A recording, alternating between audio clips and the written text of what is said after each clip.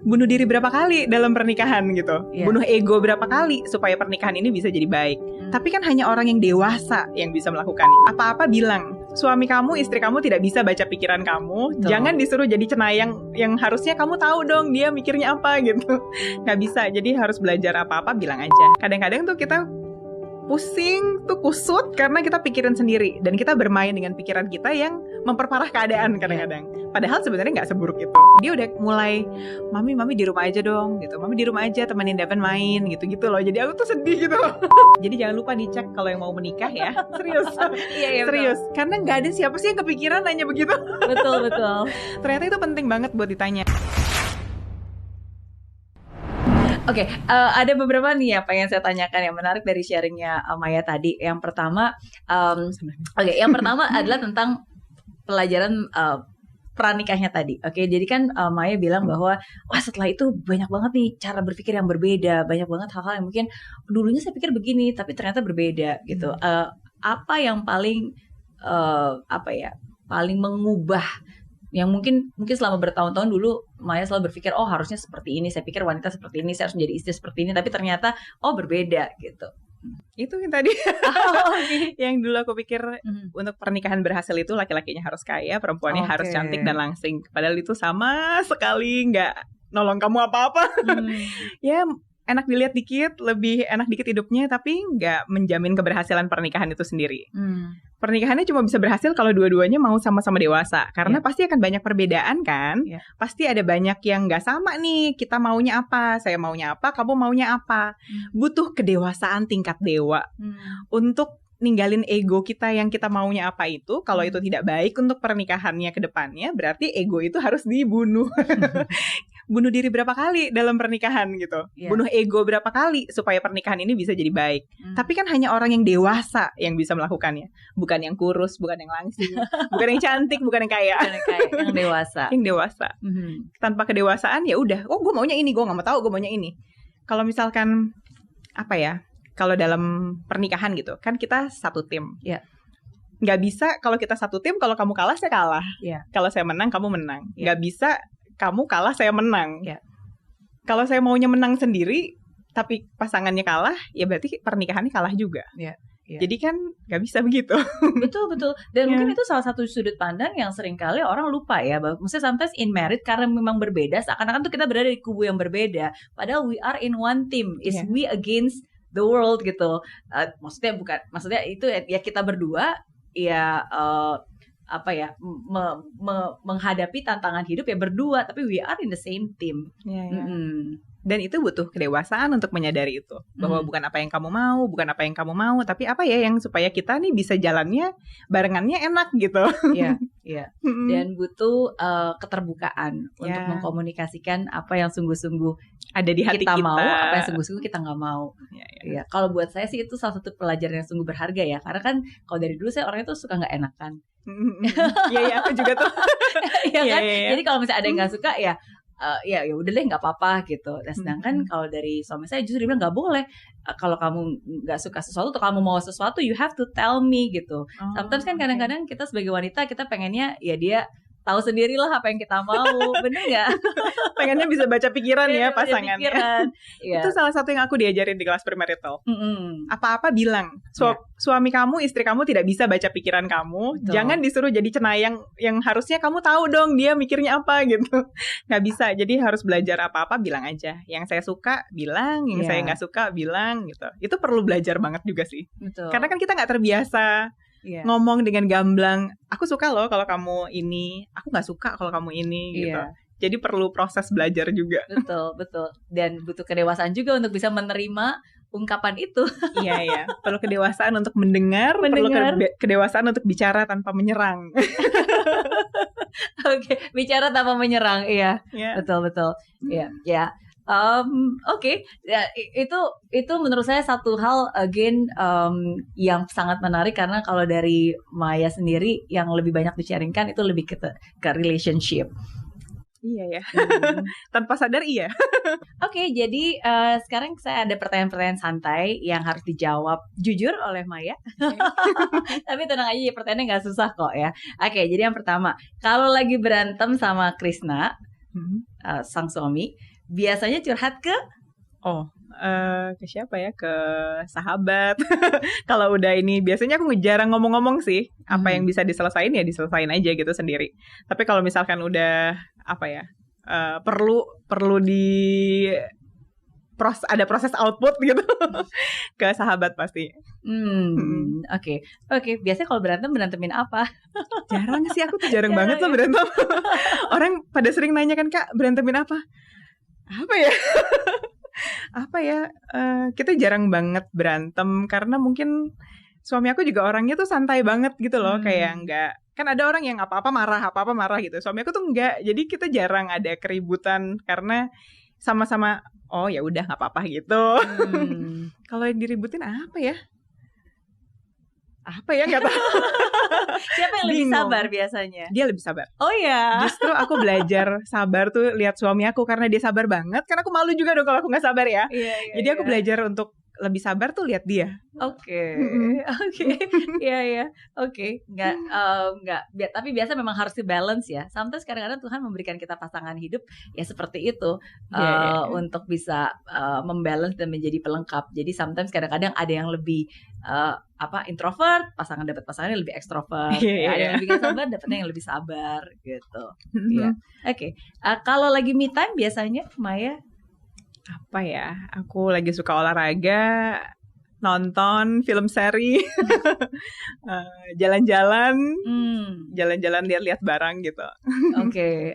Itu biasanya cara untuk Maya merecharge kembali. Ya. Your personal time. Iya. Oke. Kalau lagi nggak ada job, biasanya Maya menghabiskan waktu untuk apa ya? Jalan-jalan sama anak-anak. Ajakin ke mall. Oke. Kalau lagi pandemi gimana berarti? Awal-awal enggak, akhir-akhir ini ya kadang-kadang bawa sesekali gitu. Pas lagi gawat lagi enggak, lagi diam lagi di rumah berbulan-bulan.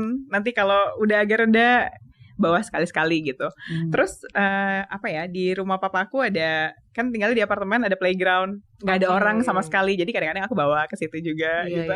Iya emang betul, maksudnya dengan keadaan sekarang seperti ini is good, especially kalau kita punya anak-anak ya, untuk mereka at least outdoor activities, walaupun tetap of course prokes tetap dijaga gitu. Anak aku yang paling kecil tuh baru 2 tahunan, jadi dia pandemic baby kan, kasian banget. Nggak pernah ke tempat bermain gitu-gitu. Jadi baru banget kayak bulan lalu kita bawa ke playground di tempat papaku gitu. Itu norak banget. Karena saking di rumah terus kan dia selama hidupnya gitu. Beda sama kakak-kakaknya yang udah sempat hidup normal dulu baru kena pandemi gitu. Jadi ya emang perlu keseimbangan sih. Anak-anak perlu banget. Iya. Dan bukan cuma anaknya, untuk ibunya juga sebenarnya. Kalau ibunya perlu banget juga. Oke. How do you recharge yourself? Biasanya kalau lagi demotivated tuh gimana sih cara seorang Maya mengembalikan kembali semangatnya?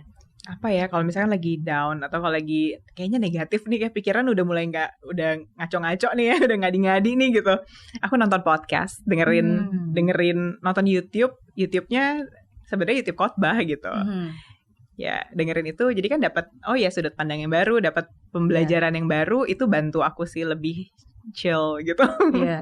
Kadang-kadang tuh kita pusing tuh kusut karena kita pikirin sendiri dan kita bermain dengan pikiran kita yang memperparah keadaan kadang-kadang. Padahal sebenarnya nggak seburuk itu.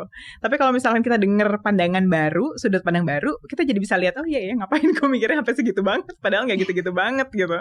Iya, itu juga satu hal yang sangat saya syukuri sih di tengah-tengah pandemi ini, karena dengan adanya pandemi ini membuat, at least kalau buat saya ya, membuat saya lebih banyak menonton khotbah-khotbah atau maksudnya kita gereja online atau bahkan sebenarnya kalau dulu kan kita ibadah ya ke satu gereja aja kan, atau kita mendengarkan sermon atau khotbah juga mungkin hanya dari satu source aja, jarang banget gitu ke tempat-tempat yang lain. Tapi kan at least sekarang dengan adanya teknologi, dengan adanya YouTube, sebenarnya everyday we can, nggak perlu nunggu sampai hari Minggu untuk bisa mendengarkan khotbah seperti itu kan. Bahkan konten aja banyak banget sekarang kan, lagi scroll kok tiba-tiba masuknya agak ada khotbahnya juga nih.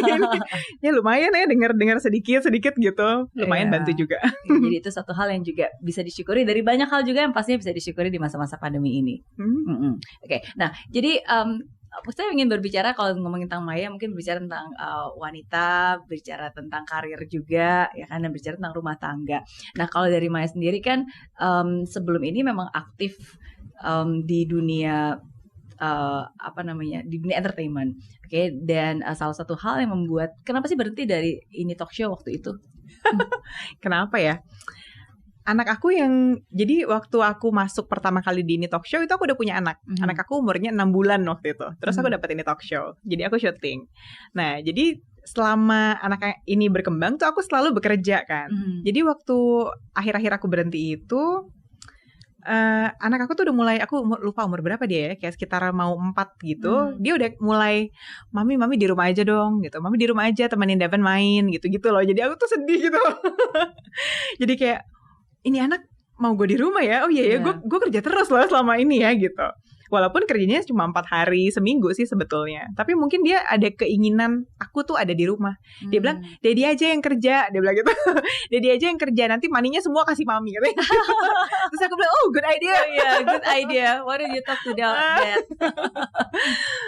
Terus ya ada satu dan lain hal juga. Terus aku pikir, ya deh mungkin aku istirahat dulu deh ya. Aku pikir istirahat beberapa bulan lah gitu untuk di rumah. Istirahat 3 bulan aku hamil. Kan jadi panjang ceritanya. Jadi hamil dulu 9 bulan, ngelahirin dulu beberapa bulan gitu. Jadi kayak berhenti gitu kesannya. Sebenarnya sih gak berhenti, istirahat. Tapi hamil. Jadi lama. Kangen gak untuk kembali ke dunia entertainment, jadi artis, bawa acara? Kangen sih sebenarnya. Itu. Pada akhirnya aku sempat balik lagi sebelum pandemi. Abis itu pandemi, terus programnya udahan, ya udah gitu. Kangen sih, kangen banget. Menurut aku pekerjaan itu sangat menyenangkan. Dan mungkin aku tipenya nggak bisa diem di rumah 24 jam gitu, nggak bisa. Aku tuh tipenya seneng kerja. Kayak aku ngerasa lebih hidup sambil aku kerja. Kalau misalkan dilihat dari sekolah ya, aku nggak bisa cuma sekolah doang, itu membosankan buat aku. Aku sangat menikmati tuh sekolah sambil syuting. Aku kayak happy and fulfilled gitu, ngejalanin tuh 2 peran sekaligus gitu, bukan cuma 1 gitu. Mungkin orang beda-beda kali ya. No, ya memang sometimes kadang-kadang ya yang paling penting ya kita tahu what makes us happy, what makes us fulfilled gitu. Karena kan definisi, ya setiap orang punya panggilan dan juga talenta yang berbeda-beda. Iya, mungkin kan ada orang yang, gue dari kecil gue udah tahu, gue udah gede gue mau jadi ibu rumah tangga, full time gue gak mau kerja gitu. Ada gitu, tapi aku kebetulan seneng kerja gitu orangnya. Jadi pas aku seneng tuh sekolah sambil syuting gitu. Jadi ibu rumah tangga sambil kerja, punya karir juga gitu. Buat aku tuh kayak, ini baru hidup gitu. Iya, that's true. Sebenarnya kita agak mirip ya, karena dulu tuh saya selalu berpikir bahwa ya udah pengen jadi ibu rumah tangga aja, karena kan mama tuh dulu awalnya mama tuh wanita karir, tapi begitu melahirkan akhirnya dia berhenti dari pekerjaannya dan full time gitu untuk membesarkan aku dan kedua adik aku gitu. Dan begitu aku lulus kuliah tuh mama selalu bilang, udah kamu pokoknya kamu jadi ibu rumah tangga aja lah gitu kan, ngurusin anak gitu kan. Ya tapi kan saya ngerasa kayak bukan saya banget gitu. Ya kan? Gak bisa diem juga ya. Iya, terus akhirnya karena memang waktu itu kita lagi bikin bisnis berdua sama husband, ya udah kita kan fokus ke bisnis dulu. Nah, terus setelah 4 tahun bisnisnya sudah beres, baru punya anak gitu kan, diberkati Tuhan dengan anak. Nah, jadi pas lagi punya anak itu, aku berpikir ya udah kalau gitu aku coba deh jadi ibu rumah tangga. Jadi ibu rumah tangga gitu kan, ngurusin just fokus with my kids alone gitu. Ya tapi at the end of the day saya nggak ngerasa fulfilled gitu. Maksudnya apa ya? Ada sesuatu yang missing gitu. Dan justru saya merasa saya lebih hidup, saya merasa saya lebih happy, saya merasa saya lebih me ketika saya punya kesibukan lain. Iya, sama. Ya, walaupun prioritasnya tetap anak dan keluarga ya, tapi there must be something yang harus saya bisa buat untuk bisa berkarya maksudnya harus ada hal lain juga gitu. Ya, dan disitulah akhirnya saya berpikir ya at the end of the day sebenarnya yang paling penting ya what makes you happy, what makes you fulfilled, dan yang paling penting adalah bagaimana kesepakatan kita dengan suami. Ya. Yang paling penting suami kita approve sama apa yang kita mau kerjain. Orang lain ya komentar aja nggak usah dipikirin lah ya, nggak ada hubungannya sama pernikahan kita gitu. Karena nomor satu pernikahannya baik, berarti suami harus approve kan. Kalau suami udah approve, semuanya baik-baik aja, ya masalahnya di mana? Iya, setuju. Yang paling penting pokoknya kalau ini adalah yang kita kesepakati sama suami setuju, dan ini juga yang suami mau, sama-sama mau, ya udah just go for it. Iya. Dan itu juga salah satu yang paling Maya syukuri, memiliki seorang suami yang selalu memberikan support dalam karirnya Maya. Yes. Karena setelah aku ngejalanin pernikahan ini dan aku lihat banyak orang, ternyata nggak semua suami begitu ya. Ternyata memang orang itu berbeda-beda. Sama kayak suami sama istri, harapan akan istri juga beda-beda. Ada yang suami maunya istri di rumah, ada yang mau istrinya itu nggak boleh kerja sama sekali gitu. Ada yang boleh, ada yang mendukung gitu. Jadi memang berbeda-beda. Jadi jangan lupa dicek kalau yang mau menikah ya. Serius. Serius. Betul. Karena nggak ada siapa sih yang kepikiran nanya begitu. Betul. Ternyata itu penting banget buat ditanya. Harus tanya di awal sebelum nikah. Sebelum menikah, tanya ke pasangan kamu, ekspektasi kamu terhadap pasangan itu apa. Iya. Fungsi dan peran si suami atau si istri ini dalam setelah menikah itu bagaimana? Misalnya, buat aku istri itu biasanya berkaca ke ibunya sendiri ya. Misalnya kalau mamanya ibu rumah tangga, dia akan pikir istri itu diam di rumah. Misalnya bangun jam 5 pagi ke pasar, nyiapin makanan, bersih-bersih gitu dan lain sebagainya. Tapi kalau yang ibunya wanita karir, bangun pagi jam 7 hilang, ibunya ke kantor gitu. Kan beda banget. Atau mungkin yang ibunya sosialita, bangunnya siang, kerjanya arisan. Jadi alangkah pingsannya kalau yang anaknya si sosialita ini perempuan menikah sama laki-laki yang mamanya bangun jam 5 pagi pergi ke pasar. Betul. Kan sangat beda banget. Sementara semua orang berpikir istri itu seperti ibunya. Well, ibunya orang tuh beda-beda modelnya gitu. Iya, setuju. Iya. Setuju. Itu jadi harus diomongin kayak, menurut kamu istri itu seperti apa? Bekerjakah? Tidak bekerjakah?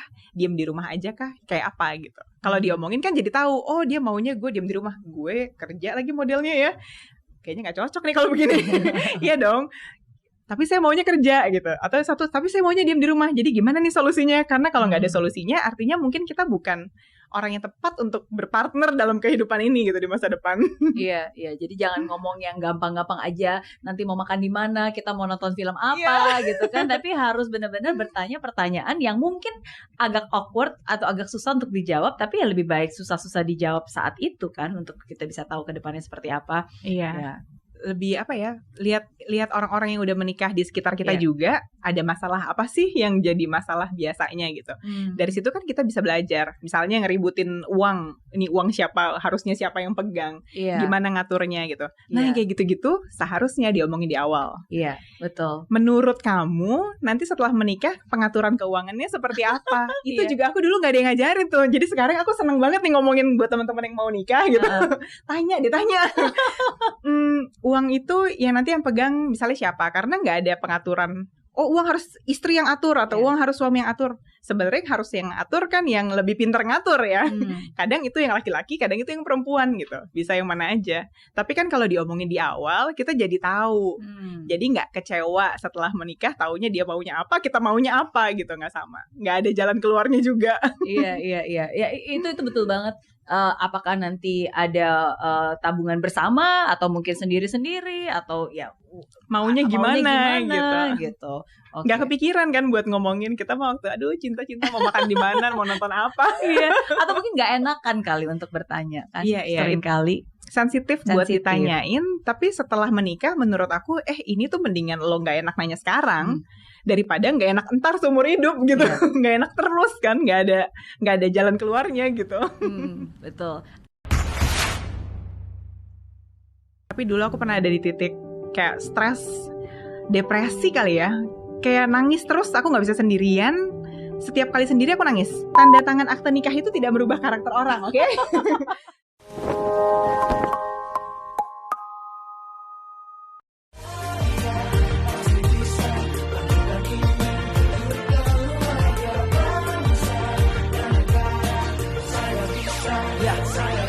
Laksana bumi tanpa hujan. hujan, hidup tanpa tujuan, kering dan mati tanpa hijaunya tumbuhan. Demikian kalau mimpi tak kunjung terjadi.